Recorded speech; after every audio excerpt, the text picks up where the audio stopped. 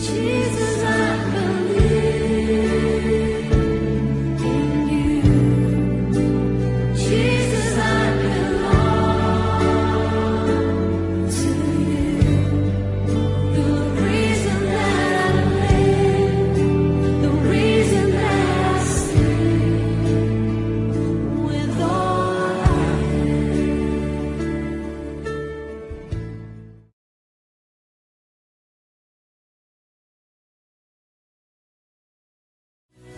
Hosanna, Hosanna, Hosanna in the highest. Hosanna, Hosanna, Hosanna in the highest. Selamat malam, Shalom, jemaat Tuhan. Kita bangkit berdiri bersama, kita akan segera mulai ibadah kenaikan Tuhan Yesus Kristus pada malam hari ini. Kita bersyukur sekalipun kita berada di rumah masing-masing, kita masih diberikan kesempatan oleh Tuhan untuk kita dapat mengadakan ibadah khusus memperingati kenaikan Tuhan Yesus ke surga. Mari jemaat Tuhan, arahkan hati saudara kepada Tuhan. Beribadahlah kepada Tuhan dengan penuh sukacita. Datanglah ke hadapannya dengan sorak-sorai.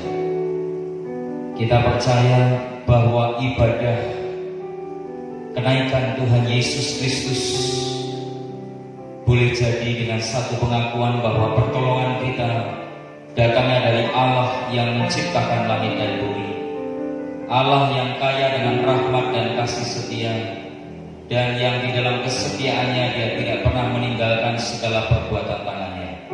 Kiranya anugerah dan kasih karunia-Nya boleh memimpin, menyertai, dan memberkati di sepanjang ibadah serta pelayanan kita pada malam hari ini.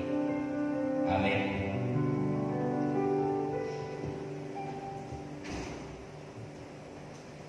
Kita mempersiapkan hati kita untuk Tuhan. Kita bersyukur dan berterima kasih untuk segala kebaikan-Nya, kasih karunia yang sudah Tuhan berikan ke dalam setiap kehidupan kita, sehingga kita boleh ada sebagaimana karena pada malam hari ini. Ini semua karena anugerah Tuhan. Kita akan mengangkat pujian kemuliaan bagi Tuhan. Kemuliaan bagi Tuhan.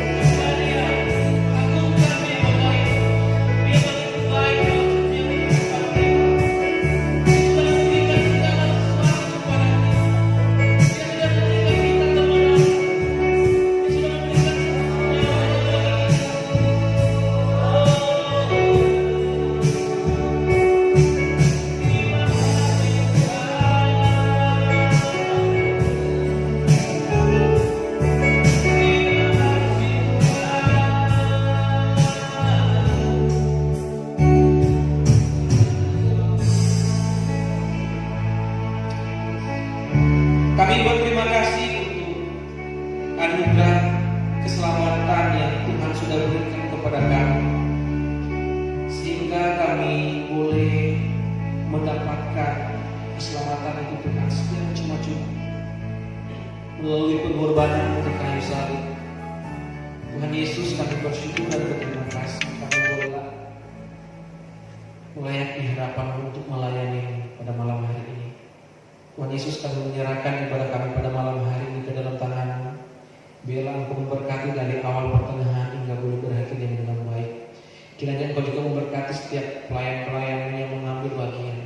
Kiranya Engkau pakai untuk kemuliaan Tuhan. Kami menyerahkan ibadah kenaikan kami pada malam hari ini ke dalam tangan-Mu.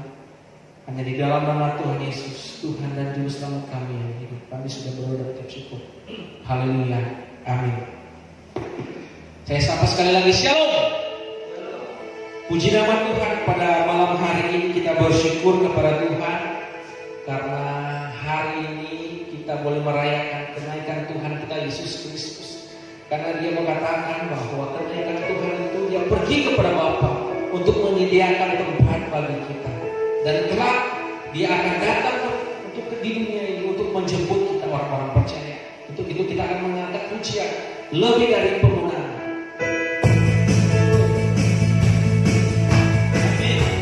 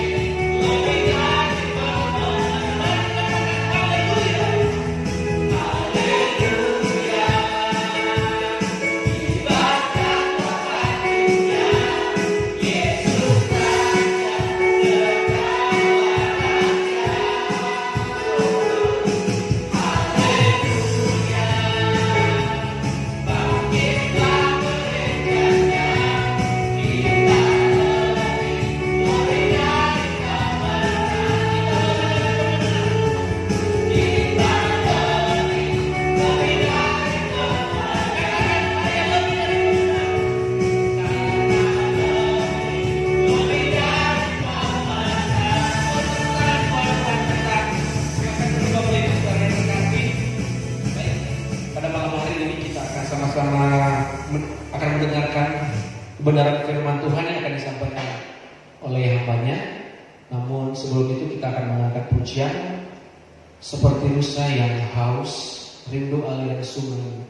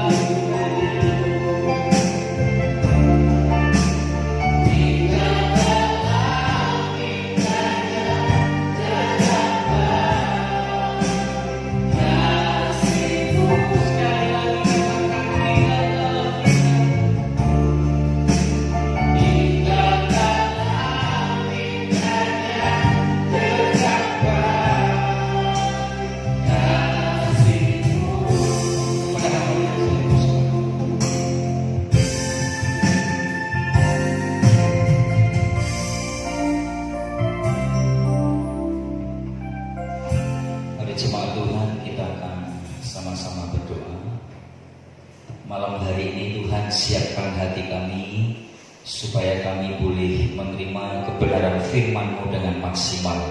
Kami juga mohon Roh Kudus membantu kami supaya kami dapat memahami setiap perkataan-perkataan Tuhan dengan benar, dengan tepat dalam kehidupan kami, sehingga firman-Mu inilah yang boleh memperlengkapi kami serta memberikan pengetahuan kepada kami tentang arti kenaikan Tuhan ke surga yang kami peringati pada malam hari ini. Berbicaralah bagi kami ya Tuhan, karena kami siap untuk mendengar kebenaran firman-Mu. Urapi dan pakailah hamba-Mu untuk boleh berbicara dan memberitakan isi hati-Mu, sehingga Tuhan dimuliakan dan kami boleh diberkati. Dalam nama-Mu Tuhan kami berdoa dan kami mengucapkan syukur. Amin. Silakan duduk. Malam shalom jemaat Tuhan. Malam hari ini seperti yang tadi saya sampaikan, kita bersyukur kepada Tuhan sebab hanya oleh anugerahnya di tahun ini kita kembali dapat diberi kesempatan untuk dapat menikmati hari kenaikan Tuhan Yesus ke surga. Saudara yang dikasihi Tuhan, di Alkitab dicatat ada 3 peristiwa tentang orang kudus yang diangkat ke surga dan tinggal bersama dengan Allah. Yang pertama, kalau saudara peristiwanya ingat, tentu di kitab Kejadian pasal 5, yaitu Henok. Di sana dikatakan bahwa Henok adalah orang yang bergaul karib dengan Tuhan selama kurang lebih 300 tahun. Sudah bisa baca dalam Kejadian pasal 5 ayat 21 sampai 24. Dan kemudian dalam kitab Ibrani, dalam jajaran pahlawan-pahlawan iman, Henok pun dimasukkan di sana dan disebutkan bahwa karena iman Henok terangkat supaya ia tidak mengalami kematian dan ia tidak ditemukan karena Allah telah mengangkatnya. Sebab sebelum ia terangkat, ia memperoleh kesaksian bahwa ia berkenan kepada Allah. Ini tokoh yang pertama yang dicatat oleh Alkitab yang pernah hidup di dunia dan kemudian dia diangkat oleh Tuhan naik ke surga dalam kondisi hidup. Kemudian orang yang kedua adalah Nabi Elia. Kalau saudara baca dalam 2 Raja-Raja pasal yang kedua ayat yang ke-11, itu dikatakan, sedang mereka berjalan terus sambil berkata-kata, tiba-tiba datanglah kereta berapi dengan kuda berapi memisahkan keduanya, yaitu Elia dan Elisa. Kemudian naiklah Elia ke surga dalam angin badai. Dalam kondisi yang hidup, tokoh yang kedua dicatat oleh Alkitab yaitu Elia diangkat Tuhan, hidup-hidup bahkan dengan berkendara, ya sekalian, kuda yang berapi. Kemudian tokoh yang ketiga yaitu Yesus Kristus. Kalau saudara baca dalam Kisah Rasul pasal 1 ayat 9, bisa dikatakan sesudah ia mengatakan demikian, terangkatlah ia disaksikan oleh mereka dan awan menutupnya dari pandangan mereka. Dalam sejarah manusia hanya 3 tokoh Alkitab ini yang kemudian diceritakan atau dibahas oleh firman Allah bahwa ketiganya pernah hidup di dunia, tetapi kemudian ketiganya pula diangkat naik ke surga. Tetapi yang 2 tokoh tidak mengalami kematian, sedangkan Yesus pernah mengalami kematian dan kemudian dia hidup dan kemudian dia naik ke surga. Saudara yang dikasihi Tuhan, ada Henok, ada Elia, dan ada Yesus Kristus yang terangkat ke surga karena tugas mereka telah selesai di tengah-tengah dunia ini. Tetapi yang menarik sekalian, hanya Tuhan Yesus yang kemudian dalam kebenaran firman Allah atau dalam firman Tuhan, kisah hidupnya tidak berhenti sampai ketika dia diangkat naik ke surga. Tetapi kemudian diceritakan sekalian apa yang diperbuat Tuhan ketika dia ada di surga. Artinya sekalian, di dalam firman Allah kita tahu bahwa ada banyak pekerjaan yang dibuat Tuhan setelah peristiwa kenaikan ini. Sedangkan 2 tokoh yang lain, Henok dan Elia, tidak pernah dicatat lagi di dalam firman Allah apa yang mereka alami dan mereka lakukan setelah mereka naik ke surga. Sebelum kita membahas tentang tokoh Yesus, kita akan baca dalam Kisah Rasul pasal 1 ayat 6 sampai yang ke-11. Kisah Rasul pasal 1 ayat 6 sampai yang ke-11. Hari ini kita akan belajar tentang arti kenaikan Kristus ke surga. Kisah Rasul pasal yang pertama ayat yang ke-6 sampai yang ke-11.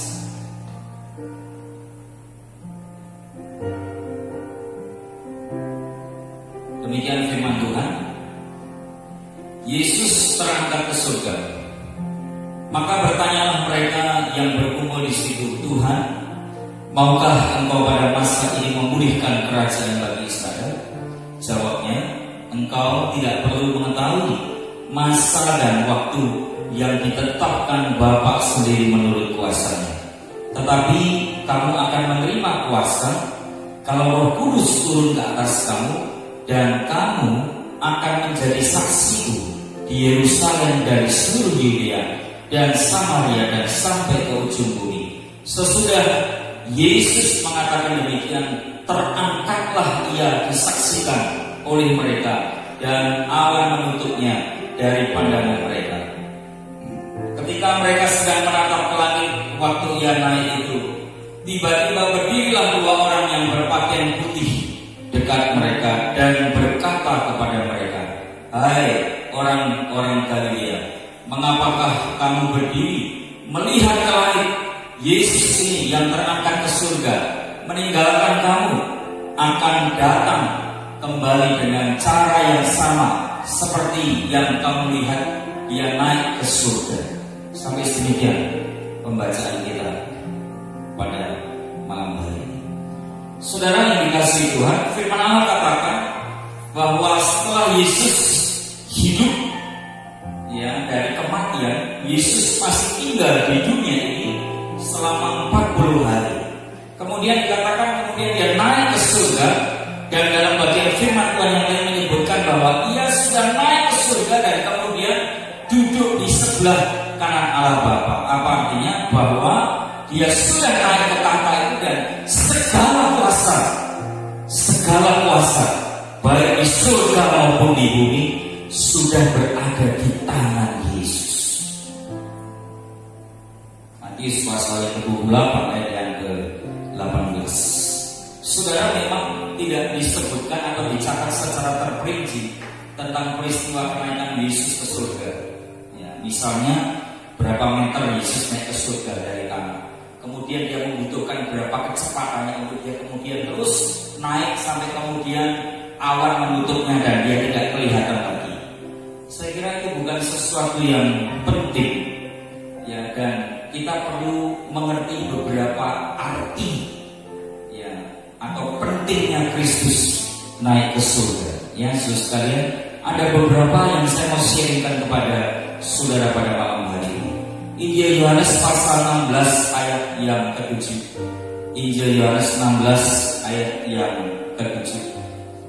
Kita akan lihat bagian firman Tuhan ini. Injil Yohanes pasal yang ke-16 ayat yang ke-7.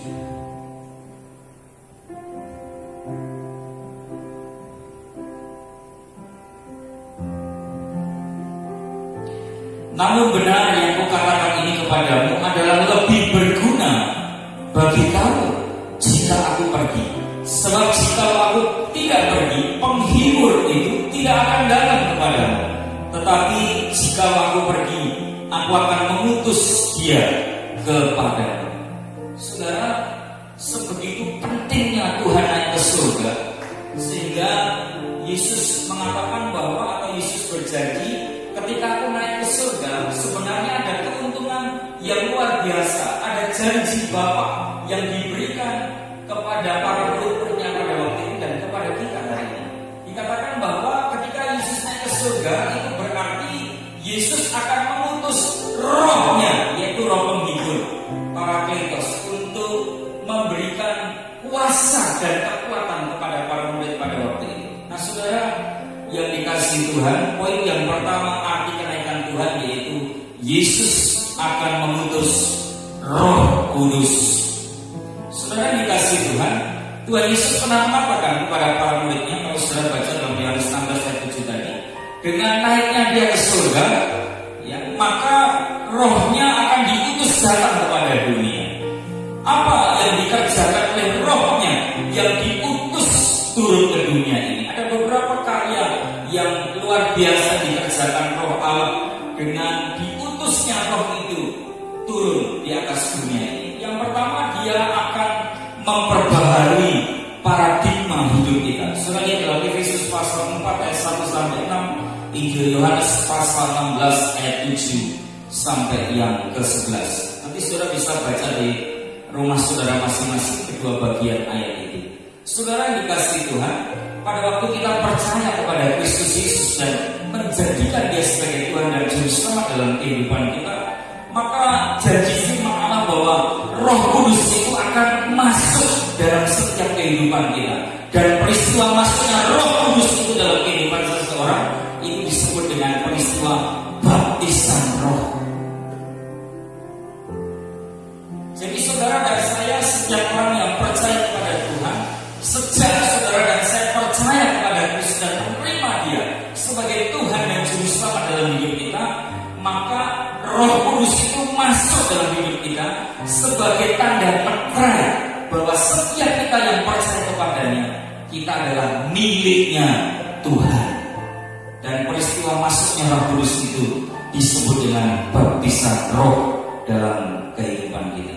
Saudara yang dikasihi Tuhan, ketika Dia tinggal di dalam kehidupan kita, maka ada beberapa hal yang dikerjakan oleh Roh Kudus dalam kehidupan kita. Di antaranya Dia adalah mengubah kehidupan saudara dan saya, orang-orang yang sudah percaya kepada Kristus Yesus. Sebab saudara, kita harus percaya bahwa ketika kita percaya kepada Kristus, tidak serta-merta kita menjadi orang yang sempurna, orang yang kemudian, ya saudara sekalian, serta-merta kita menjadi orang yang kemudian diubahkan dalam waktu sekejap dan kita menjadi orang yang sempurna di hadapan Allah. Tetapi kemudian lewat proses waktu, ya kita diajar oleh Tuhan dan lewat karya Rohnya dalam hidup kita, maka Roh yang ada dalam kehidupan kita itu yang kemudian dari hari ke hari terus berkarya, memperbaharui dari waktu ke waktu, sehingga kita menjadi pribadi yang berkenan di hadapan Allah.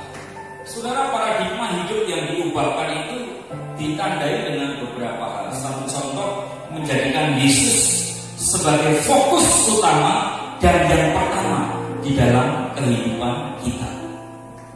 Orang yang diubahkan paradigmanya, dia akan menjadikan Yesus sebagai fokus pujian dan penyembahan dalam hidupnya.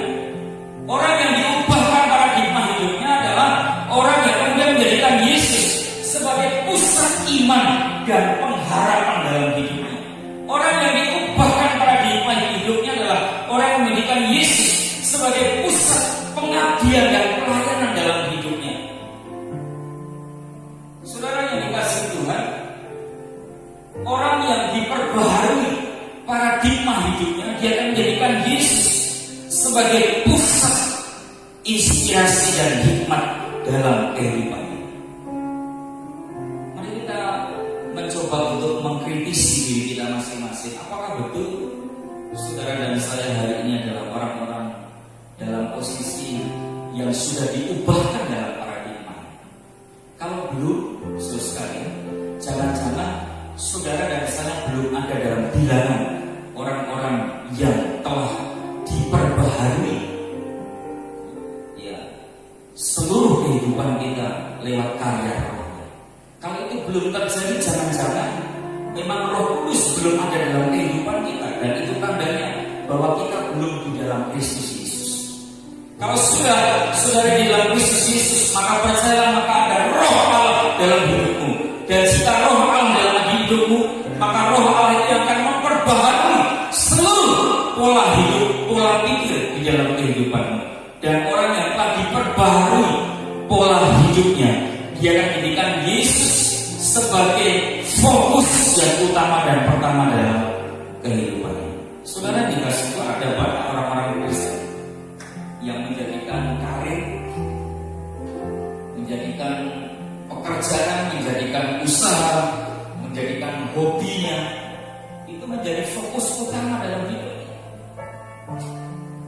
menggeser posisi Yesus yang seharusnya ditempatkan sebagai tempat atau pribadi yang layak, yang pertama dan utama, sebagai pusat pelayanan, pusat pujian dan penyembahan, pusat iman dan pusat pengharapannya.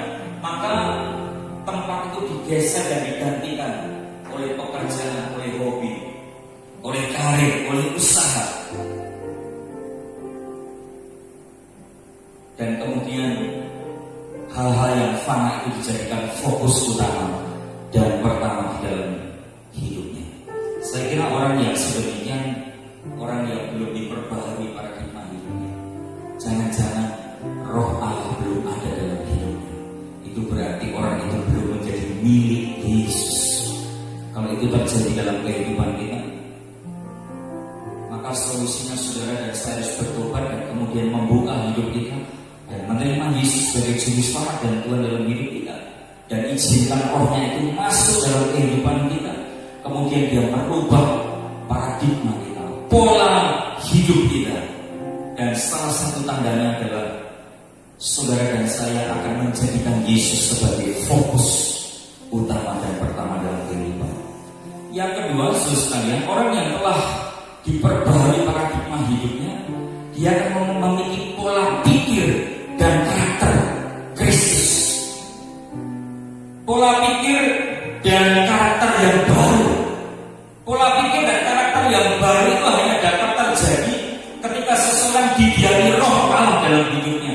Maka roh Allah itu yang kemudian berkarya, kemudian mengubah, memperbaharui pola pikir dan karakter dalam kehidupan kita. Apa cirinya?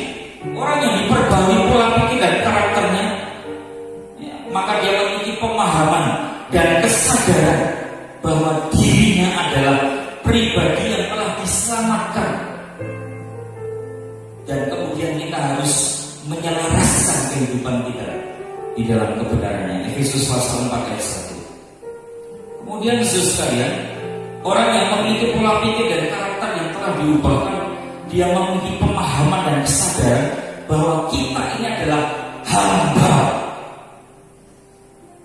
Tugas kita hanya satu, yaitu mengabdi hanya kepada Kristus sebagai Tuhan kita. Jadi kalau kita telah diubahkan pola pikir dan karakter kita, cirinya adalah kita paham, kita sadar betul bahwa kita adalah pribadi yang sudah diselamatkan hanya oleh karena anugerah Tuhan. Dan kemudian setelah kita diselamatkan, mari kita gunakan hidup kita harus selaras, sejalan, seturut dengan kehendaknya. Yang kedua, orang yang telah diubahkan pola pikir dan karakternya, cirinya adalah dia punya pemahaman, dia punya kesadaran bahwa dirinya adalah seorang hamba Kristus. Maka berarti hidupnya harus digunakan untuk mengabdi kepada Kristus yang menjadi Tuhan kita. Kemudian yang ketiga, orang yang telah diubahkan pola pikir dan karakternya, cirinya adalah dia masih rendah hati, lemah lembut, sabar, mengasihi, saling membantu. Saudara, kita akan bisa melihat apakah betul saudara dan saya telah mengalami pembaharuan pola pikir dan karakter kita ketika kita ditempa dan ditekan dengan banyaknya masalah. Ketika ada banyak tekanan, ketika ada banyak kesusahan, ketika ada banyak kesulitan yang terjadi dalam kehidupan kita, maka karakter kita sesungguhnya akan terlihat. Apakah betul saudara adalah pribadi yang telah menjadikan Yesus sebagai andalan dalam hidup? Ataukah saudara menjadi orang yang paling khawatir, orang yang paling takut, orang yang paling cemas, orang yang paling berputus asa ketika tekanan dan persoalan terjadi dalam hidup?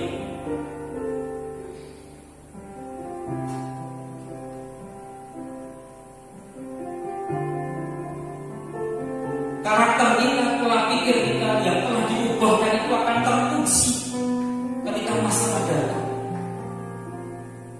ketika persoalan dan pergumulan menghimpit kehidupan kita. Maka apakah kita betul-betul menjadi orang yang lemah lembut, sabar dalam menanti jawaban Allah.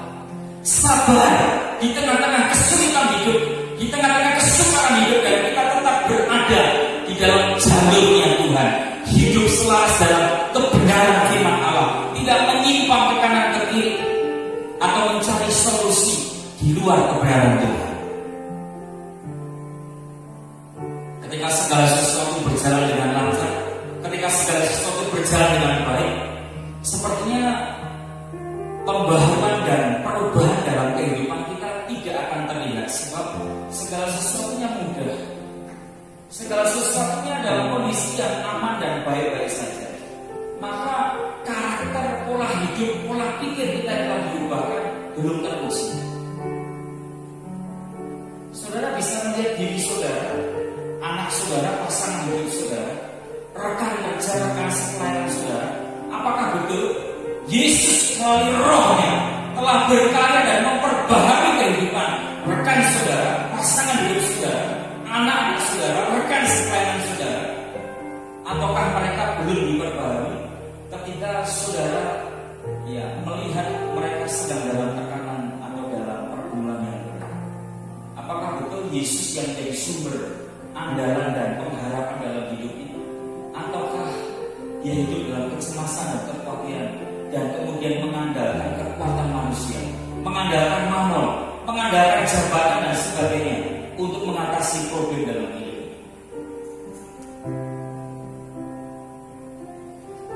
Saudara yang dikasihi Tuhan,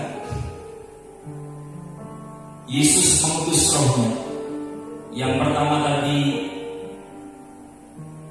tandanya adalah bahwa dia akan memperbaharui paradigma kehidupan kita. Kemudian yang kedua, dengan Yesus mengutus Roh-Nya, maka saudara dan saya akan diberi kekuatan dan kuasa. Kisah Rasul pasal 1 ayat 8. Kisah Rasul pasal 1 ayat yang ke-8. Kita baca sebenarnya. Tetapi kamu akan menerima kuasa kalau Roh Kudus turun ke atas kamu, dan kamu akan menjadi saksiku di Yerusalem dan di seluruh Yudea dan Samaria dan sampai ke ujung bumi. Yesus mengutus Roh-Nya bukan saja saudara akan diubahkan, diperbaharui pola pikir, pola hidup dan karakter kita, tetapi saudara dan saya akan diberi kekuatan dan kuasa. Tuhan Yesus mengatakan dengan jelas bahwa apabila Roh Kudus itu datang, maka kita akan diberi kuasa untuk menjadi saksinya, baik di Yerusalem, di Yudea, di Samaria, dan sampai ke ujung bumi. Bisa Rasul 1 ayat yang ke-8. Saudara, kata kuasa yang dipakai di sana menggunakan kata dunamis. Dunamis itu memiliki dua pengertian, yaitu kekuatan dan kuasa. Apa pentingnya bagi kita? Saudara, saya beritahu bahwa dua kata itu menjadi atau berperan penting dalam kehidupan saudara dan saya. Kekuatan itu lebih mengarah ke dalam, sedangkan kuasa itu lebih mengarah keluar. Artinya begini, ketika Roh Kudus hadir dan kemudian dia masuk dalam hidup saudara, memperbaharui pola pikir, pola hidup dan karakter saudara, dan kemudian yang kedua dia memberikan kekuatan dan kuasa. Kekuatan sifatnya ke dalam, artinya kita akan diberi kekuatan oleh Tuhan untuk dapat mengatasi kelemahan yang ada dalam kehidupan kita. Kalau saudara dapat melayani Tuhan dengan luar biasa, saudara dapat mengabdikan hidup saudara untuk Tuhan dengan luar biasa, itu bukan karena saudara dan saya yang kuat, bukan karena saudara dan saya yang baik, bukan karena saudara dan saya yang berhikmat, tetapi ada satu kuasa, yaitu Roh Allah yang memberikan kemampuan kepada kita untuk kita tidak ditaklukkan dengan berbagai kelemahan-kelemahan yang ada dalam kehidupan kita. Saudara harus ingat, natur saudara dan saya ini adalah orang yang berdosa.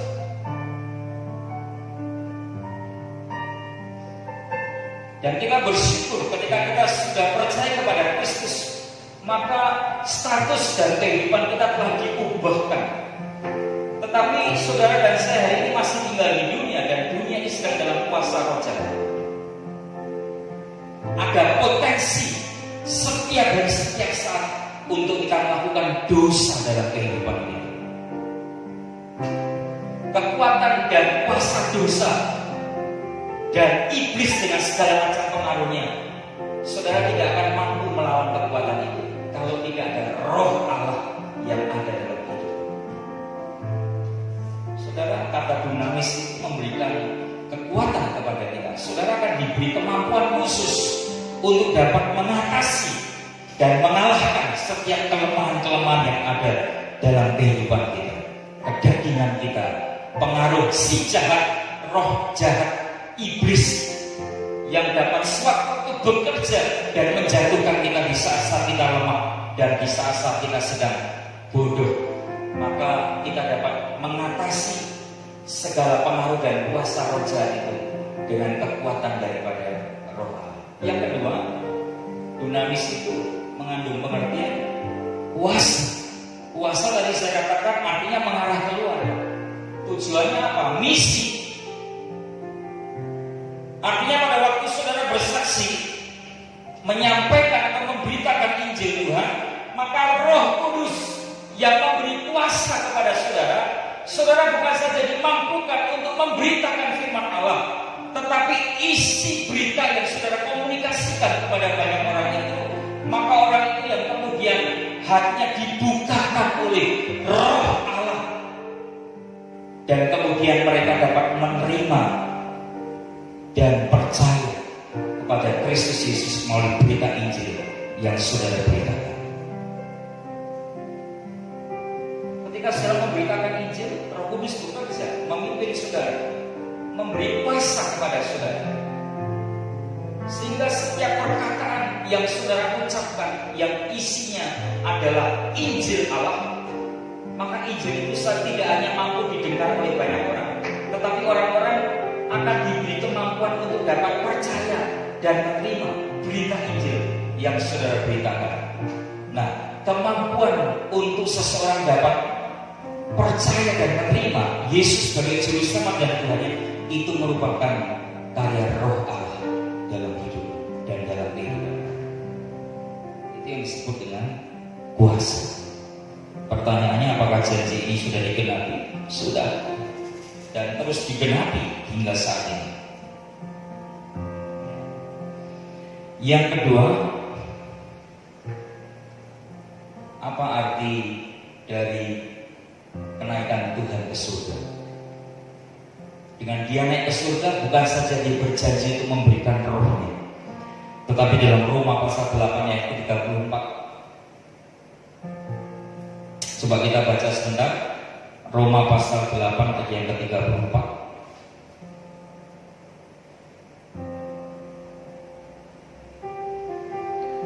Kristus Yesus yang telah mati, bahkan lebih lagi, yang telah bangkit, yang juga duduk di sebelah kanan Allah, yang malah menjadi pembela bagi kita.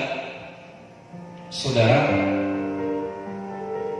dalam terjemahan yang lain, saya melihat kata pembela itu tidak diterjemahkan dengan kata pembela, tetapi diterjemahkan dengan kata pendoa syafaat. Ini menarik. Ketika Yesus naik ke surga, maka dia bukan saja berjanji untuk memberikan parakletos atau penghibur itu kepada dunia ini, tetapi Yesus naik ke surga dan kemudian di surga sana dia menjadi pembela dan pendoa syafaat bagi kita. Saudara yang dikasihi Tuhan, firman Allah dalam Roma 8:34 tadi jelas menyatakan bahwa Yesus yang sudah duduk di sebelah kanan Allah bukan menganggur, tetapi sampai hari ini dikatakan firman Allah dia masih bekerja. Dia menjadi pendoa syafaat bagi saudara dan saya. Kalau hari ini saudara masih kuat berdiri tegak dalam kebenaran Allah, hari ini saudara masih berdiri tegak dalam kebenaran dan memberitakan kebenaran Allah itu kepada orang lain, Kalau hari ini saudara masih bisa bersikap seperti yang Allah kehendaki, bukan karena saudara kuat, bukan karena saudara hebat, tetapi ada pendoa syafaat yang senantiasa mendoakan, yang memberikan kekuatan di dalam hidupmu, sehingga saudara terus berjalan dalam kebenaran-kebenarannya. Saudara dapat terus setia dalam kebenaran firman-Nya. Saudara terus dapat hidup kudus dan menjaga kesucian hidup saudara di hadapan Allah. Itu karena karya Roh Allah dalam hidupmu. Dan itu karena doa syafaat yang dinaikkan oleh Yesus untuk kehidupan saudara dan saya.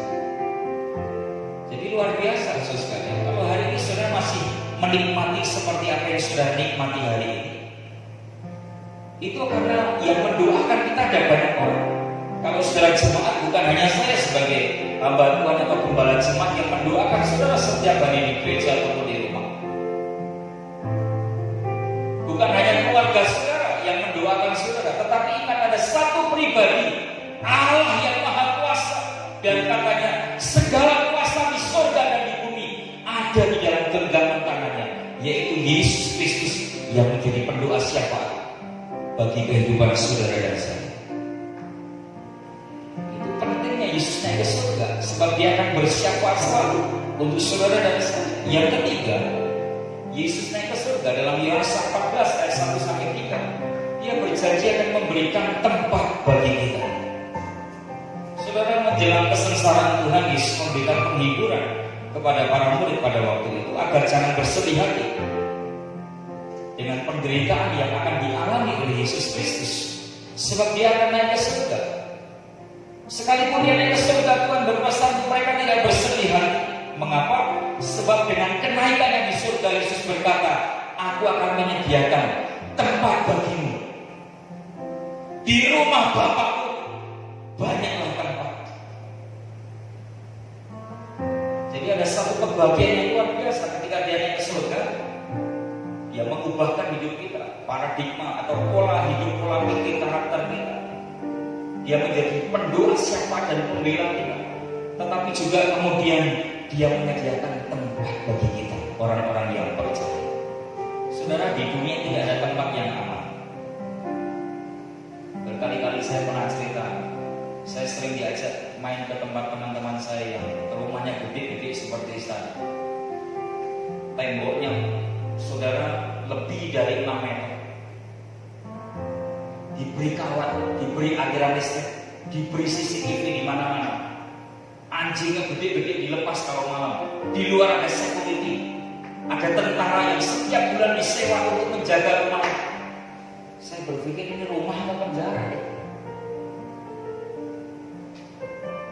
Kadang-kadang saya berpikir rumah sedemikian bagus, diberi keamanan yang super ketat, sepertinya untuk keamanan, tetapi di satu sisi saya berpikir, kok seperti penjara ya? Malah tidak ada kebebasan.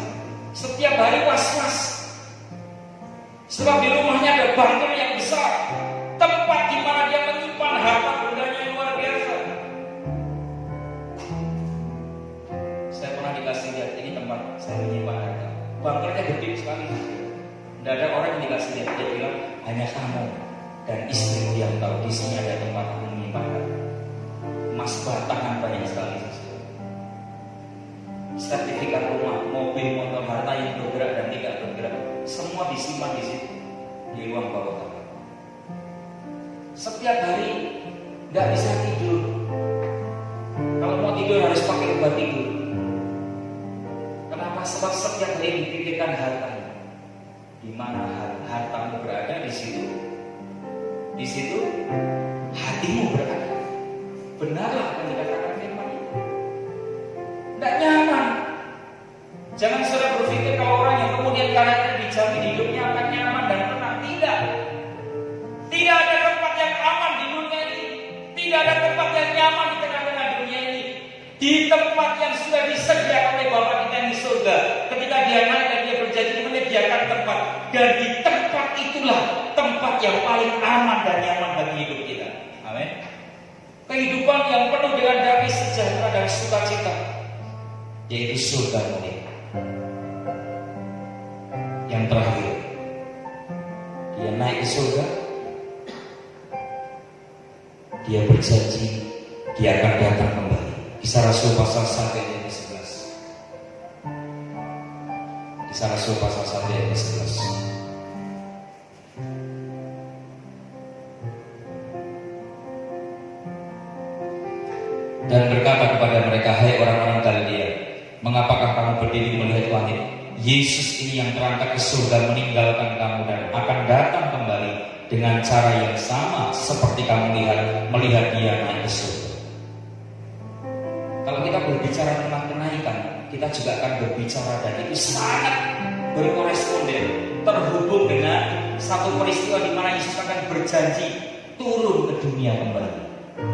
Bukan menjadi bayi yang lemah, tetapi dia menjadi raja dan hakim atas dunia ini. Menjadi Allah yang maha kuasa. Turun bukan dalam kehinaan lagi, tetapi dia turun dalam kemuliaannya. Turun bukan dalam kelemahannya, tapi dia turun dengan kemaha perkasa dan kemaha kuasanya untuk menjadi hakim dan raja atas dunia ini.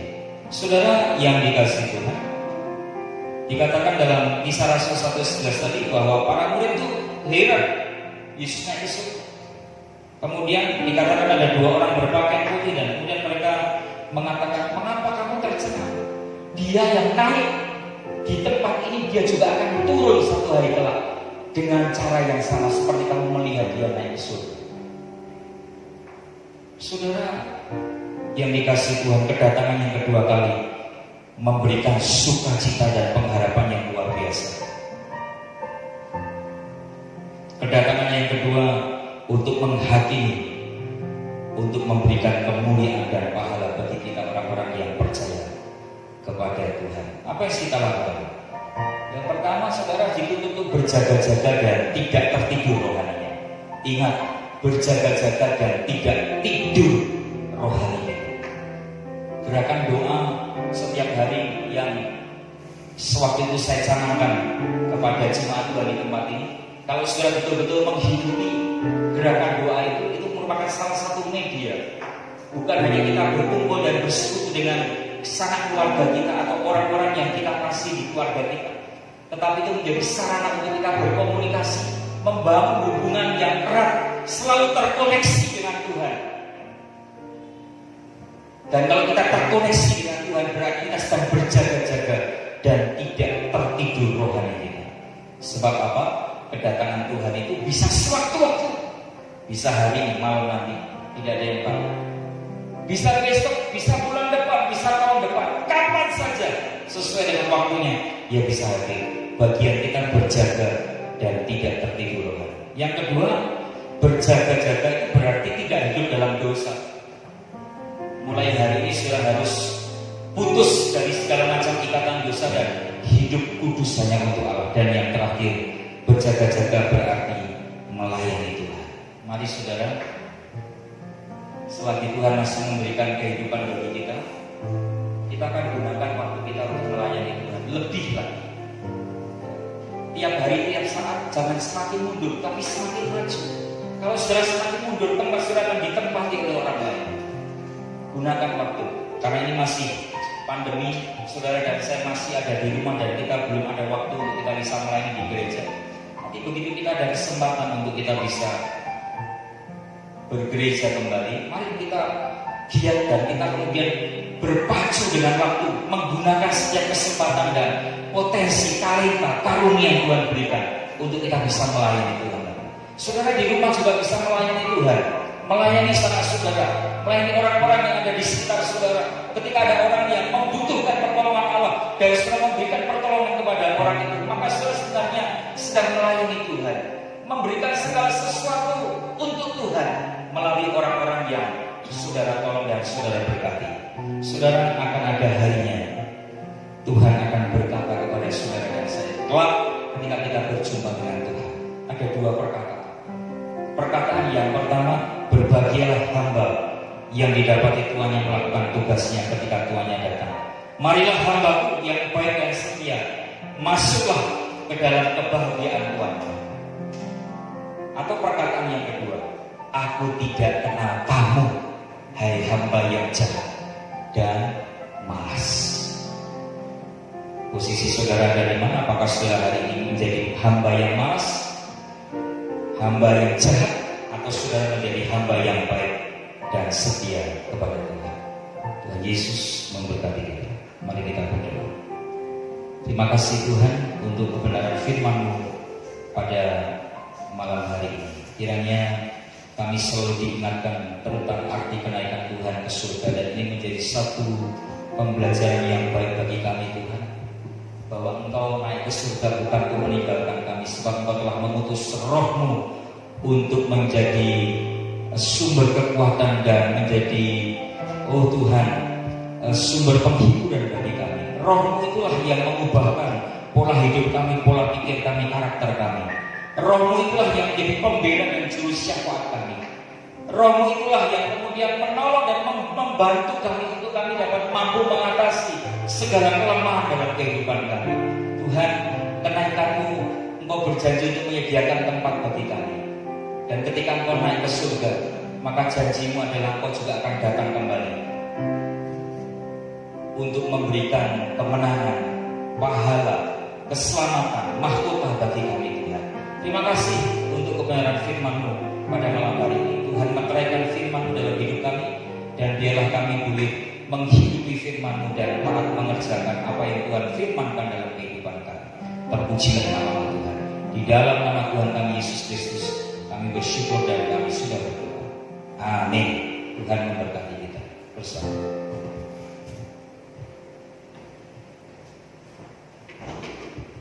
Ya, puji nama Tuhan, pada malam hari ini kita sudah diberkati melalui kebenaran firman Tuhan yang sudah disampaikan oleh hamba-Nya. Biarlah firman Tuhan ini boleh kita hidupkan dalam kehidupan kita, sehingga menjadi kekuatan, menjadi satu motivasi dalam kita menjalani hidup kita di dunia ini. Baik, untuk merespon ini firman Tuhan pada malam hari ini, kita akan memberikan persembahan kepada Tuhan. Namun persembahan yang kita akan berikan ini pada malam hari ini nanti dipisahkan dari persembahan yang lainnya dan diisi di dalam amplop, lalu dituliskan nama persembahan untuk kenaikan Tuhan Yesus. Baik, kita akan mengangkat pujian doa Yabes, kiranya Engkau memberkati aku.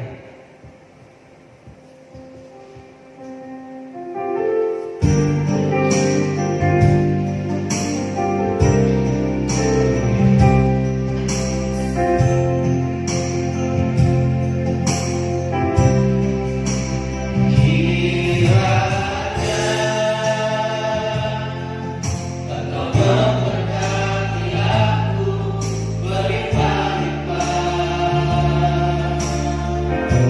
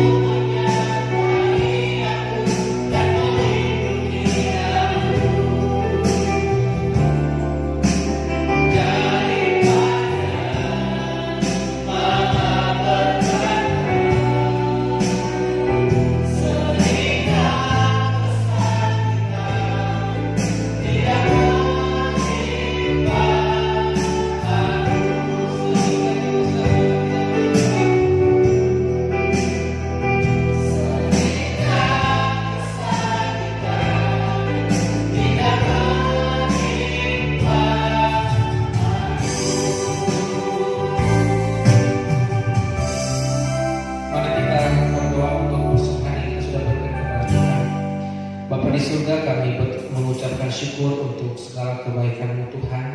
Terima kasih buat kebenaran firman-Mu yang sudah disampaikan oleh hamba-Mu, dan biarlah Engkau selalu memberkati hamba-Mu dalam pelayanannya dan dalam keluarganya juga, berkati Tuhan Yesus. Kami sudah memberikan persembahan di hadapan Tuhan. Biarlah persembahan ini bisa menjadi berkat ataupun untuk memperlebari kerajaan-Mu di tempat ini dan untuk pembangunan gereja di tempat ini. Kami bersyukur Tuhan, kami berdoa dan mengucapkan segala kebaikan dalam setiap kehidupan kami. Haleluya. Amin. Untuk pengumuman selesai.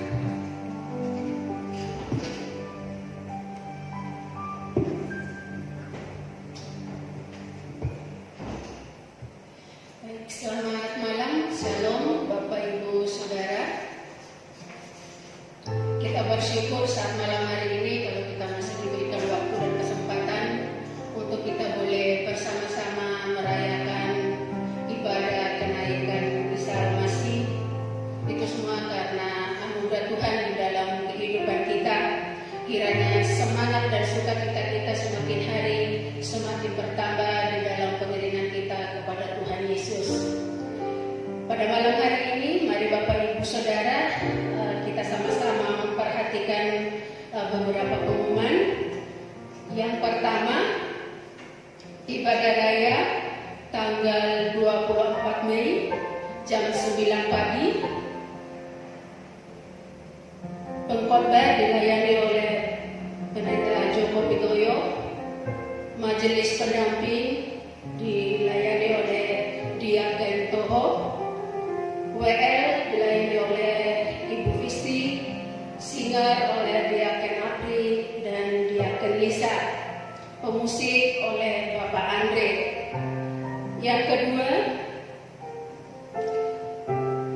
untuk semua persembahan, baik itu persembahan bagi Tuhan, persembahan misi, maupun juga persepuluhan, bisa dikumpulkan di gereja kepada Bapak Santos selaku bendahara pada tanggal 6 Juni berbarengan pada saat Bapak Ibu Saudara mengambil hosting dan air anggur. Demikian pengumuman yang kami sampaikan pada saat malam hari ini. Terima kasih, Tuhan Yesus memberkati.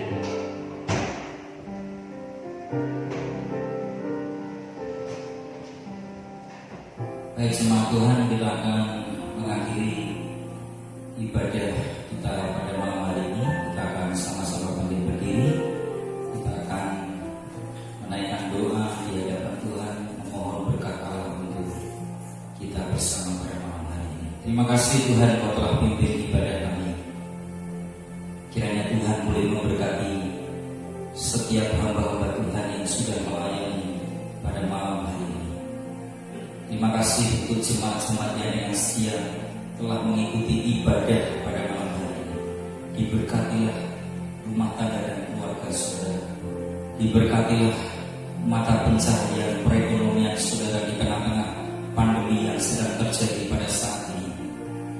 Krisis boleh terjadi, tetapi anak-anak Tuhan tetap eksis karena iman kita kepada Tuhan. Diberkatilah usaha dan pekerjaan saudara. Diberkatilah kiranya setiap kehidupan anak-anak saudara dalam studi, dalam masa depan hidup saudara. Diberkatilah orang tua dan sanak daripada saudara masing-masing. Tuhan memberkati saudara. Terima kasih Tuhan untuk kebaikan dan rahmat-Mu bagi setiap kami. Tuhan Yesus, Engkau tahu apa yang menjadi kebutuhan dari masing-masing jemaat-Mu. Mereka barangkali sedang beribadah dalam keadaan yang sukar secara ekonomi dalam hidup mereka. Buka jalan ya Tuhan, dan berkatilah dengan cara-cara-Mu yang ajaib bagi kehidupan mereka dan kami semua. Tuhan, kami membutuhkan proteksi khusus dari Tuhan, perlindungan dan penjagaan dari Tuhan lewat kuasa darah Kristus. Kiranya Engkau boleh mengcover kami, bungkus kami dengan kuasa darah-Mu, sehingga tidak ada satu sakit penyakit termasuk COVID-19 ini yang boleh mengganggu kesehatan kami dan menyerang kami. Semua boleh dilakukan dalam nama Yesus. Kami diberi kesehatan dan kekuatan oleh Tuhan untuk kami terus dapat beraktivitas, bekerja, mencari nafkah dan melayani Tuhan. Terima kasih Tuhan, terima kasih. Kami bersyukur untuk malam hari ini. Berkati jemaat-jemaat Tuhan yang sudah beribadah dan melayani. Jemaat dikasih Tuhan, arahkan hati saudara kepada Tuhan dan terimalah berkat daripada Tuhan. Kiranya damai sejahtera dan sukacita, penyertaan, penghiburan, pemeliharaan dan berkat dari Allah Tritunggal boleh memimpin, menyertai dan memberkati saudara mulai saat malam hari ini sampai Maranatha, Kristus datang kali yang kedua. Amin. Semua dikasih Tuhan, terima kasih saudara telah mengikuti ibadah memperingati kenaikan Tuhan Yesus ke surga pada malam hari ini. Kami hamba-hamba Tuhan selalu berdoa kiranya Tuhan senantiasa menjaga, melindungi saudara, memberkati di dalam seluruh kehidupan saudara, termasuk mata pencaharian saudara, pekerjaan saudara, usaha daripada saudara juga boleh dipelihara dan diberkati Tuhan. Saudara dijaga kesehatannya sehingga kita tetap dapat produktif dan kreatif di rumah, tetap jaga kesehatan. Kiranya Tuhan boleh memberkati. Ingat, kita bersama-sama dalam pekan yang akan datang kita dapat kembali beribadah, ya, melayani dan memuliakan Tuhan. Kiranya Tuhan boleh memberkati saudara dan Roh Kudus-Nya akan selalu memberikan penghiburan dan penyertaan bagi saudara. Tuhan